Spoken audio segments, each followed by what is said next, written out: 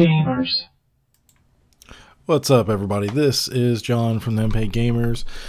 Join you today. We're going to be talking about the price of video games, DLC, is it all fair? Just kind of looking into that, exploring, and seeing what we can come up with here. So, I'm a consumer just like most of you guys. So I, of course, struggle with,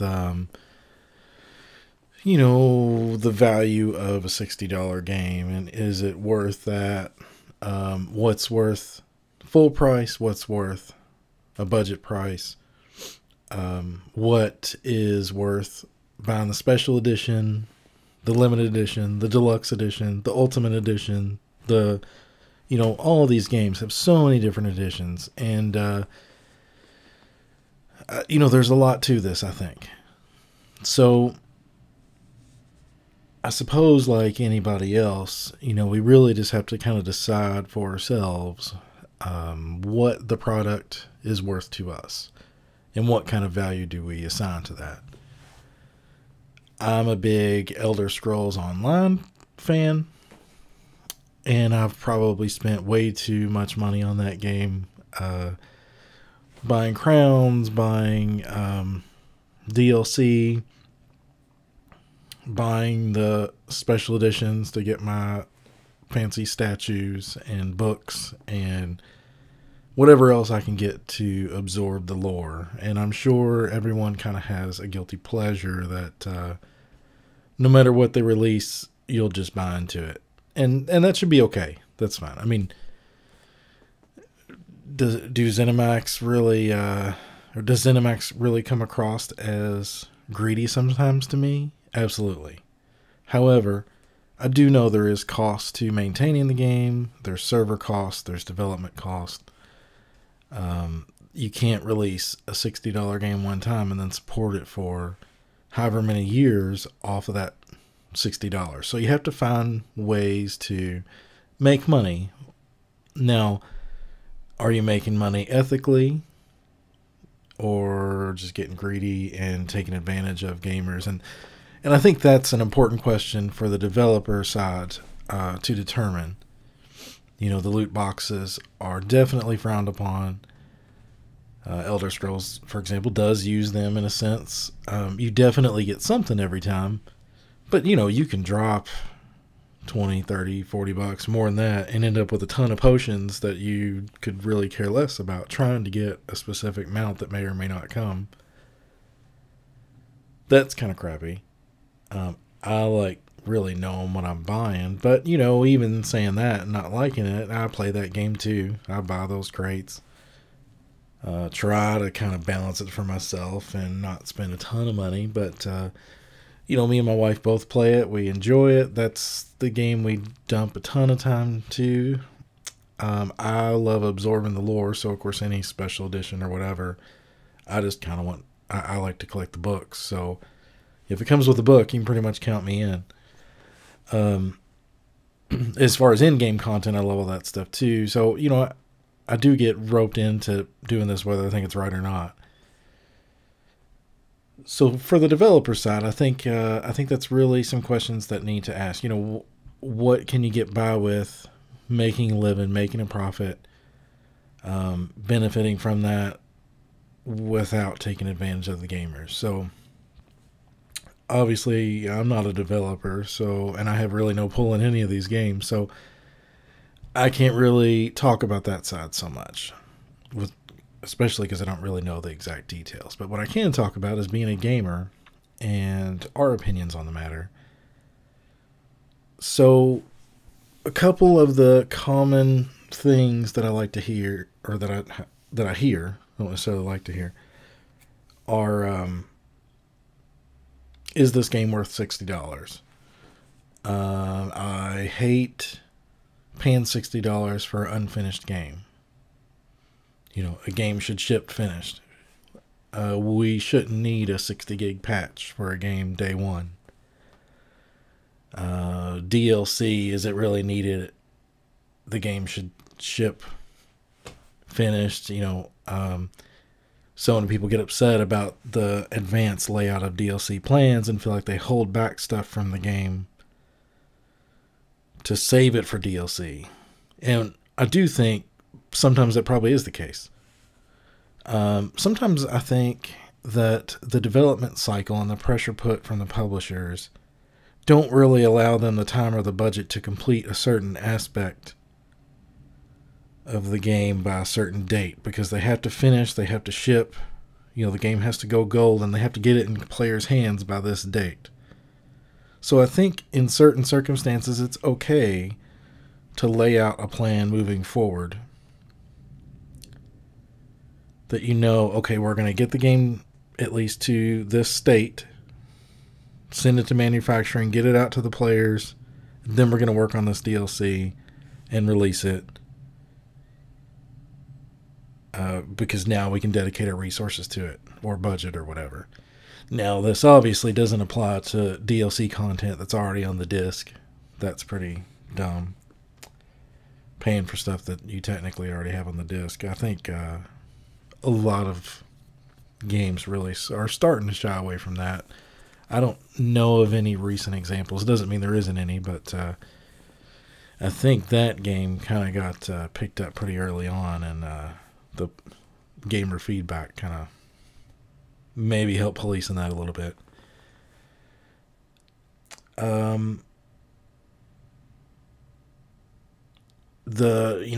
lot of the season passes and things. Every game has a season pass. People don't like paying those, Again, like I said, everything has a deluxe edition, an ultimate edition, or whatever, and it seems like anymore all these developers are just really trying to figure out ways to get more than $60 from us. So why is that? And a lot of people have trouble with that. Personally, I don't, unless it comes across as greedy. I'm a small business owner, so I definitely get the cost of doing business. I definitely get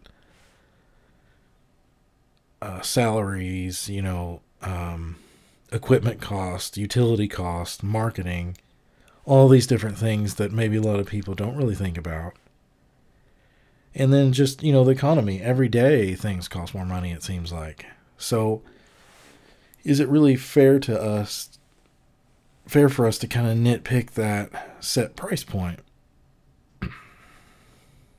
when, a lot of these studios are struggling to pay their bills? You got to think a development budget, or development timeline for a game is multiple years. It's not like you just develop it in a couple months. I mean, some of these games are 4 and 5 years into development. Well, they're going that whole time without any sales. So they have to pay salaries, production, music, building utilities, marketing, manufacturing, all this stuff, front all this cost, and then hope to make it up on the sale back end. So many people crap on EA, crap on Activision. There's a lot of those I wouldn't really say independent developers, but smaller development studios back in the day really struggled with making enough profit to keep going, and they get absorbed by some of these larger companies. Those larger companies have a lot bigger wallets that can help absorb some of this cost, I think. So, I think the mentality of nitpicking some of these budgets, not wanting to pay $60 for games, a lot of that stuff resulted in diminished sales for some of these smaller studios, which resulted in them getting absorbed by larger companies, and then everybody complaining about the larger companies, because then everything kind of becomes a product of EA or a product of whatever, and it's very corporate and machined, but it's really a result of all this other stuff. Not to say anybody's wrong in that scenario, but that's, I guess, where I think that comes from.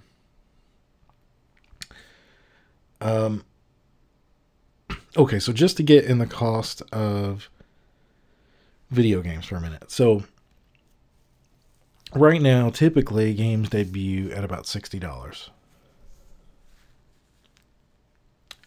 I'm really honestly surprised that we aren't paying more for games. Just a base game right out of the box.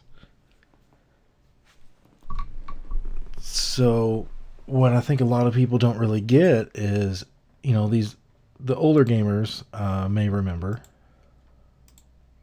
these old video games, they were pretty pricey.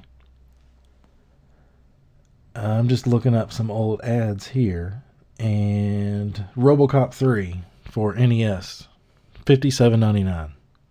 That's RoboCop 3. I don't even know that I really like that game. I'm sure some people do, so don't hate me for that. Dr. Mario, a puzzle game, $48.88. Super Mario 3, $64.44. Let's see, what else do we have here? Mega Man 3, $62.88. Final Fantasy, $64.99. So, this is back in the 80s. So the cost of those games now would certainly be more because of inflation. What really happened in the gaming industry is when about the PlayStation and the PS2 kind of came around, they really standardized the art of making CD-ROM discs, which would kind of uniform that manufacturing process, which in turn would kind of normalize the cost, and then we started seeing everything at a $50 price point. Now, it kind of stayed that way with the PlayStation 3, Xbox 360, Xbox and PS2. When the Xbox 360 hit, everything got a $10 price jump. So everything was $60 because of this HD graphics. And it stayed $60 ever since. Some old Super Nintendo pricing right here from an old ad. Mortal Kombat, the first Mortal Kombat, $69.99. Buster Bust Loose, Tiny Toons, Super Nintendo, $58.99. Bubsy, Super NES, $59.99. What is that? King of the Ring? I'm not sure what that is. $64.99 for a boxing game. Bulls versus Blazers, that was $69.99. Street Fighter 2 Turbo, $69.99. So, these are way more simplistic games than what we have now. For more than what we're paying now.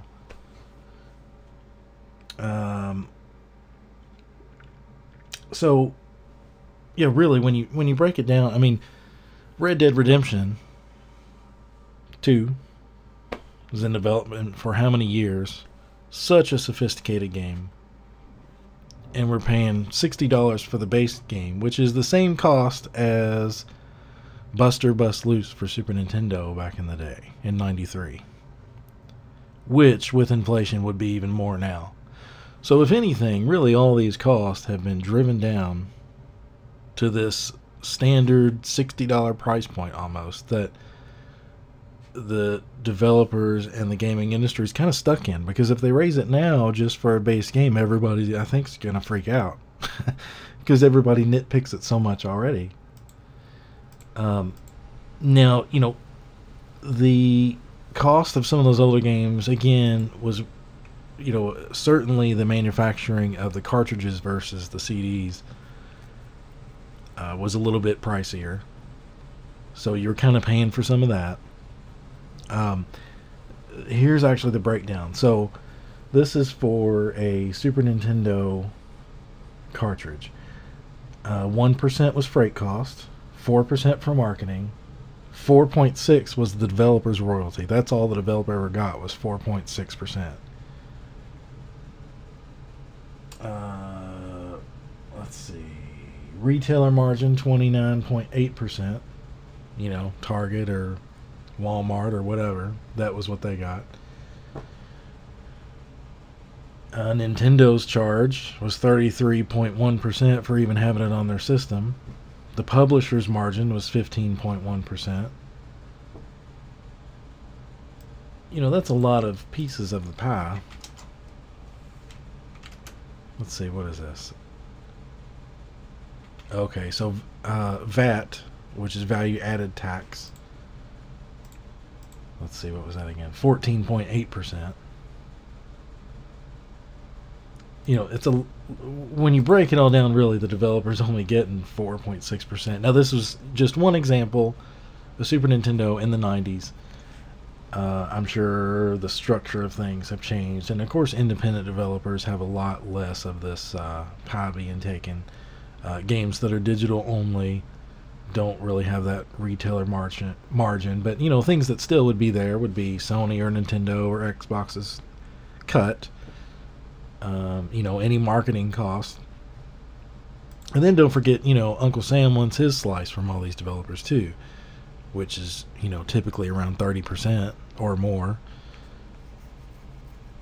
So are they really getting that much money off of this stuff?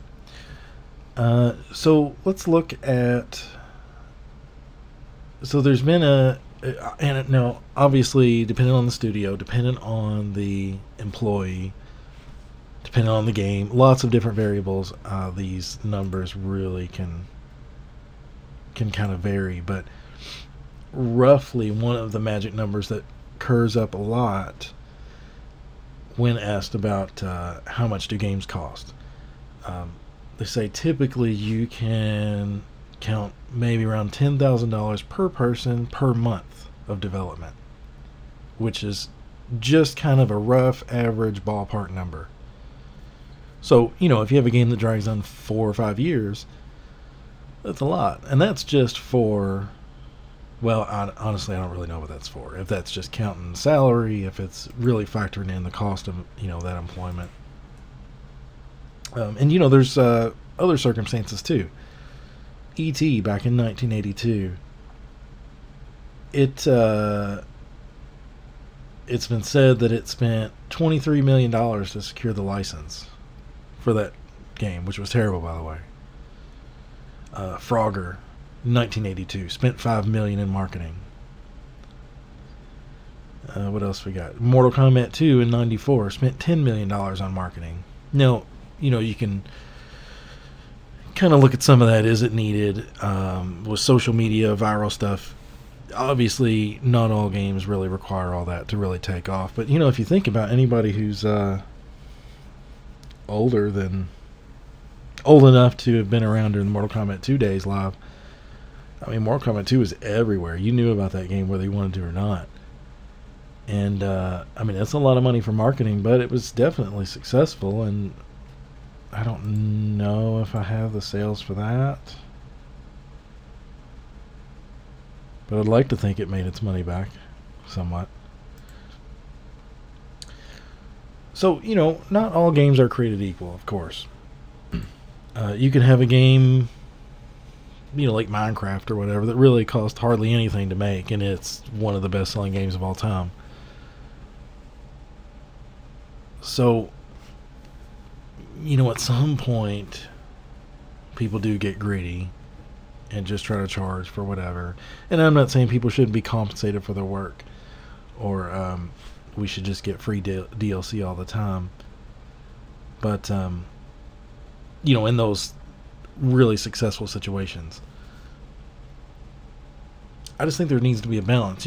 At some point, if you reach that upper echelon of sales and numbers and budgets no longer a problem, you still really shouldn't take advantage of your players. But I think it's kind of rare that a lot of games reach that. Even these really major selling titles, with like the bigger the game, the bigger the cost. The bigger the development cost. Everybody knows about Call of Duty. Everybody knows about most people know about Red Dead Redemption. But the hype's been there for years. Call of Duty specifically is everywhere. You can go in Walmart and there's t-shirts. You can go in, Target, and there's keychains, and there's water bottles, and there's hoodies, and all this stuff, which, you know, they're making money off too. But you still, I mean, there's still some cost associated with getting some of that stuff out there. Now, I think at this point, Call of Duty probably drives itself in a lot of that. Kind of getting off of the topic here a little bit. So, the average, let's see, average salary for game developers, QA professionals, average salary of $54,000 a year. Audio professionals, average of $95,000 a year. Programmers, $93,000. Business and management, $101,000. Artists and animators, $74,000. Producers, $82,000 a year. Game designers, $73,000.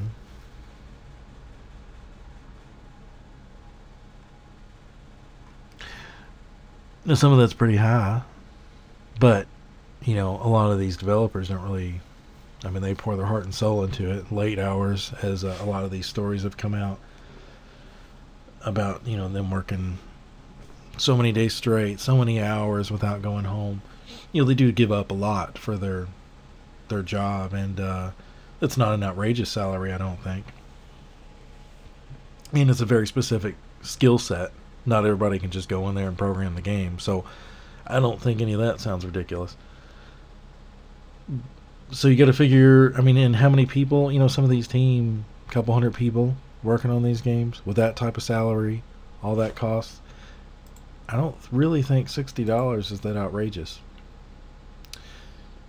Modern Warfare 2 reported budget was $200 million. It's a big budget. Grand Theft Auto 5, $265 million. You know, this is cost-wise.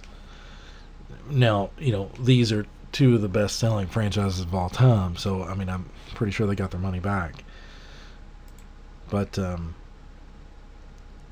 I can't really, you know, and you can see the standard kind of changing. You know, everything has that special edition. Everything has that extra digital item that you got to get by paying just a little bit more.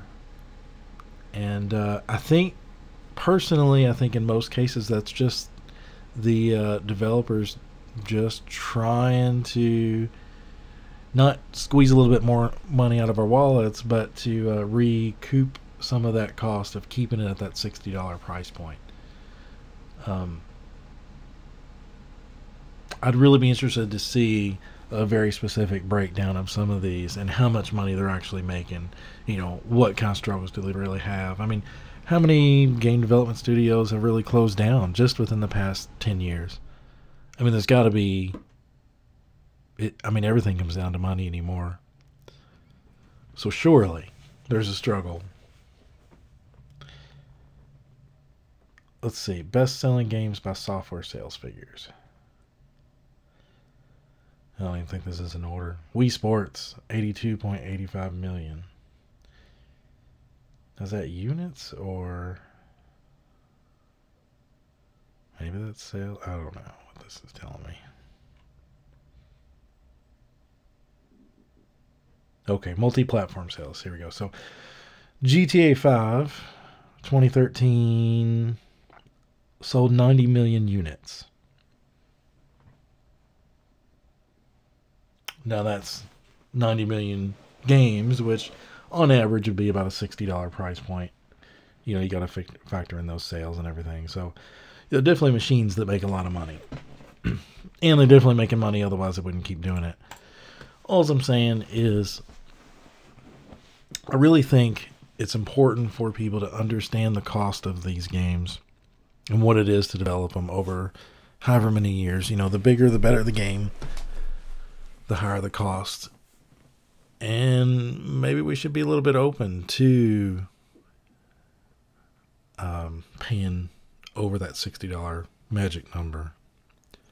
Not in every case, obviously. Like I said, I have issues with DLC that's already on the disc. You know, you already made that part. You're just paying to unlock it. That seems ethically wrong to me.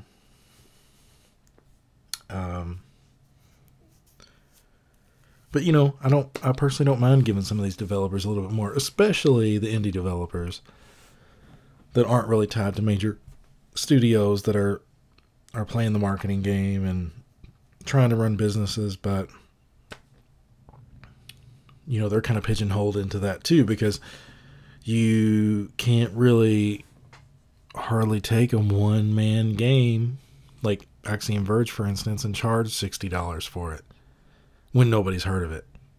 Like, who's going to pay $60 for that? So, you're paying a much lower amount that can be this tremendous game, but, you got to get people to try it. You got to get people's hands. So, slapping that full price tag on there, I don't think that really is, going to make those sales what they need it to be. The season passes, like I said, it really, I guess, I kind of mentioned that because it's the same type of deal.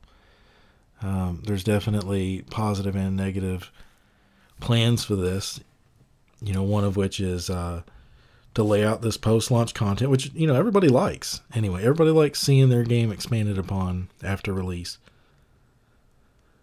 But, it's within reason. You don't want to hold back things from the game just to put out a season pass. I get you have this deadline and this is all you can do up to this point, and then you're going to keep working on it and release this stuff after. I get that. And this whole concept of DLC and patches and everything is really kind of new anyway, because, back in anything prior to Xbox 360 and PS3 era, just about, Xbox did a little bit, but not nearly as much as that jump. But, you buy a game and, like, that's it.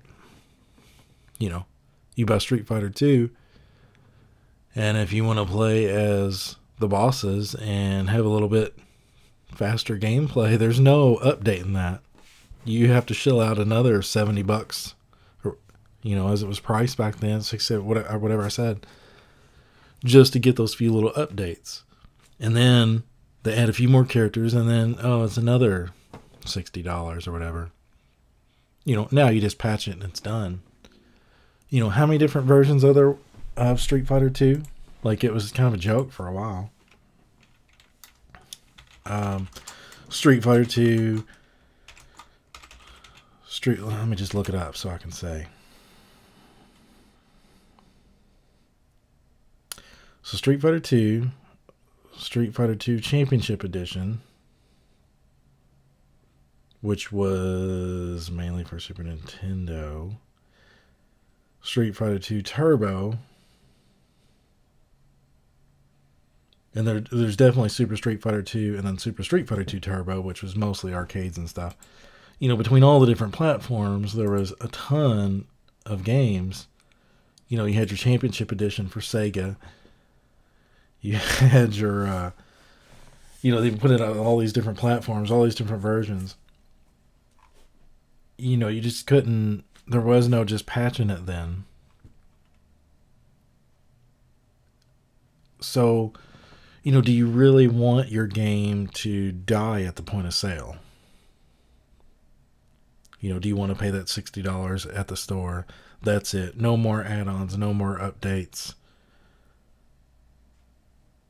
Or do you want the option to pay a season pass and get a little bit more content without them holding back content just for the sequel? Like, that's the part I don't like, is and it's a very thin balance. And I think every case is different. You just have to kind of make those decisions of what feels right for that game and for that audience you have. Because I don't like I don't like beating a game in a few weeks and then have to wait another couple of years for the sequel. I can move on to something else. I do like the complete games and things like that, but I like post-launch content. You can nitpick it and Obviously, all that's not created equal either. You know, some of these add-ons are 10, 15 minutes long, you know, for a 30, 40, $50 season pass. So obviously that's not always worth it. But, you know, it being done the right way definitely is. The day one patches are kind of annoying. I understand some of it. Again, you know, it's important to realize that your games are due on this date. You got to get it finished by this date to get the manufacturing done, to get it in the stores by this release date. So, you know, if you delay the game, people are unhappy. You spend all this money on marketing. If you delay it, you know, it just creates a lot of logistical problems when you delay a game. Not to mention stores banking on having that product on those shelves by that certain day. I don't really know if how much cost is associated with delaying a game, but I'm sure there's something. So I get getting the game to a certain point, getting it off to manufacturing, continuing to work out bugs or glitches or whatever, and then there's a patch by day one. So I understand that from the developer's side. It is annoying when you buy a new game at the store and there's a 60 gig patch that first day to download. That's definitely annoying, and I'm not saying it's not. But I get a certain side of it. Now, the other side of that too, and I'm not a developer, so I don't really know the specifics of the process, but a lot of these games, you're really re-downloading a certain portion of the game files that you already have. So like a 60 gig patch might not necessarily be a full 60 gigs. The additions may only be like 10 gigs, but you're re-downloading 50 gigs of information. And I've heard lots of different things about this. The way the data is structured. I just don't really know enough about that process on why it's necessary to do that. And I really question, is it? Because there's a lot of games that don't do that. So is it poor developing, poor organization of why you have to do that? Or is there a really legitimate reason? So it definitely is annoying, though, to have to sit and wait. You wait however long to get a game and they give you this date and you buy it, and then you have to sit and wait for hours for this thing to download, or however long it takes your internet. I'm not saying that's not annoying, because it is. I do think maybe it's important to case by case basis. Is there a good enough reason for that scenario? And I think sometimes there is. Just like with the season passes, just like with the DLC. So really kind of, wrapping some of this up is, I really think as gamers, consumers, we really need to ask ourselves if we really understand the cost of making some of these larger scale games. Is it really that unreasonable to ask for $60? I mean, in my opinion, we're kind of lucky to be only paying that based on history, based on the rising cost of everything, based on if you make something that looks like a PS2 game now, everybody's going to call you out on it. Graphics are so important for a generation, and I don't mean to make it a generational thing. In today's environment, rather, that instant gratification is such a thing. If it doesn't wow you with its sound, with its graphics, it's very hard to overcome to enjoy the rest of the game. So, you do have to spend more time on that aspect, I think. Or do you, I guess. Some games obviously get away with it. There's games that are incredibly charming for their simplicity. Minecraft being one. Huge game. Fortnite even. It looks good, but it's not, You don't have ultra realism. It's a very cartoony type of look. The 2.5D games, the side scrolling, Axiom Verge, things like that. I mean, that's very basic. Earth Defense Force is so terrible that it's great. The graphics are, they don't really look that great. I mean, it doesn't look terrible, but they don't really look that great. The effects don't look that great. Full of glitches or whatever, and it's a blast to play. It's one of the best games you'll ever pick up. And, first glance, it really just doesn't look like anything worth anything. An old, like the first one I seen looked like an N64 game or something, for like the Xbox 360, I think, or something like that. And I didn't have any interest in it whatsoever. And then I started watching some videos, and, you're just a guy with a rocket launcher fighting giant monsters, just endless waves almost, and they take over the whole screen.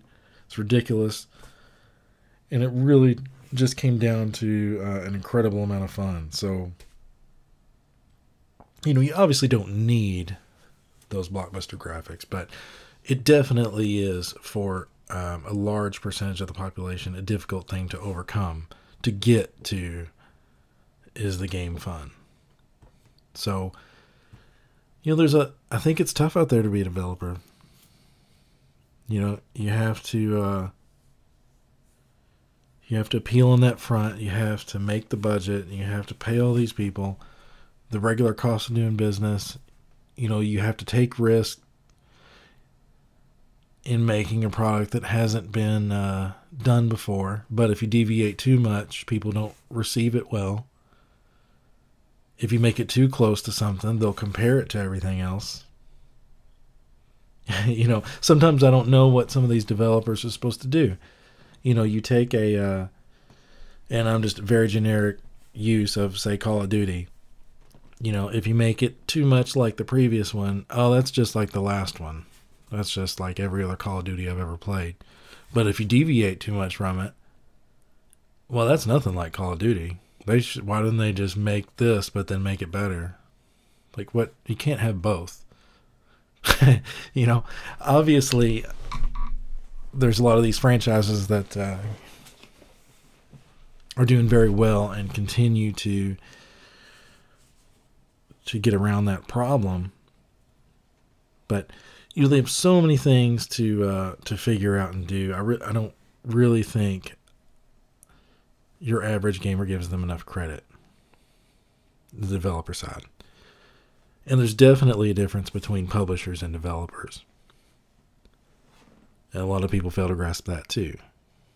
I can't tell you how many times I see people complaining about Bethesda talking about Elder Scrolls Online, when it's really ZeniMax Online Studios that develop it, and Bethesda's just publishing it, which means they're just fronting the money, they're handling the marketing, they're paying the bills.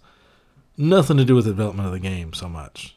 Now saying nothing to do with it, I'm sure they kind of have their hand in the pot a little bit, pulling some strings where they can. But hopefully you get my drift if there is a difference.